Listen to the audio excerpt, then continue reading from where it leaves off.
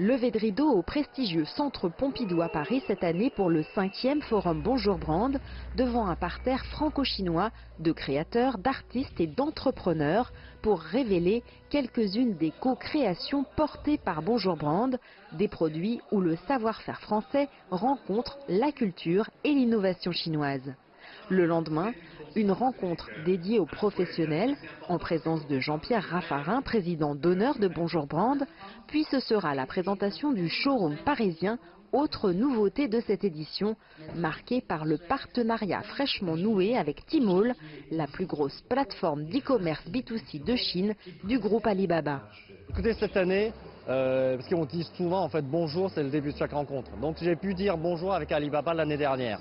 Donc nous avons décidé de monter un projet qui rassemble les deux pays culturellement et commercialement aussi, ça s'appelle Bonjour Tmall, toujours dans le même concept de Bonjour Brand, mais plus grand et plus ampleur. Donc aujourd'hui on est au centre Pompidou et on a pu, avec 5 mois de travail, amener une centaine de nouveaux produits.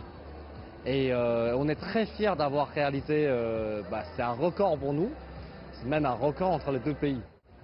50 marques chinoises et 40 créateurs français ont ainsi associé leurs compétences pour créer déjà 200 nouveaux produits, avec à la clé un marché colossal de 200 millions de jeunes Chinois, un marché en évolution constante et de plus en plus sophistiqué.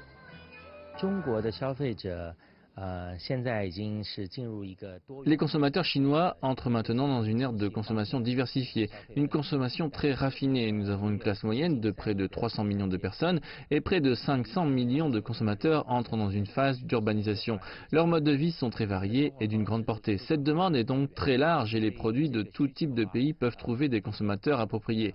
Par conséquent, en tant que plus grande plateforme d'e-commerce B2C en Chine, Tmall est particulièrement disposé à envoyer les meilleurs produits du monde pour satisfaire pleinement les consommateurs de notre plateforme.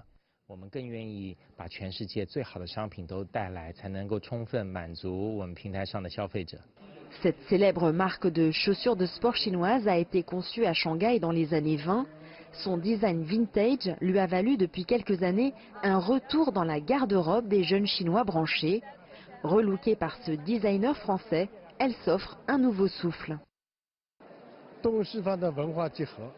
La combinaison des cultures chinoises et occidentales résonne. C'est ce qu'on appelle le crossover.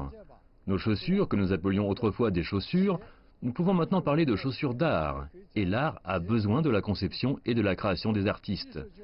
Nous avons ensuite rendu les chaussures plus élaborées et plus artistiques grâce au design et à la création de l'artiste et à la combinaison des styles chinois et occidental. Qui est un partenariat hyper excitant parce qu'en fait Feiyu c'est un peu la Converse pour nous. C'est une basket que tous les Chinois connaissent hein, parce que à l'époque où la Chine était fermée c'était la seule basket qu'on trouvait. Donc tout le monde a un souvenir avec ça. Maintenant avec la Chine qui s'ouvre forcément Adidas, les pubs etc. Ils avaient très envie de faire une nouvelle sneaker.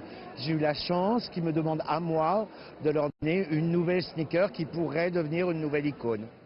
L'innovation est aujourd'hui au cœur de la stratégie chinoise de développement et c'est aussi un axe important pour l'économie française. En mutualisant leurs imaginaires, la France et la Chine ont la possibilité d'ouvrir de nouvelles fenêtres d'opportunités pour leurs entreprises et au final de satisfaire un marché de consommateurs chinois de plus en plus sensibles aux marques et au design. Jade Charles, CGTN, Paris.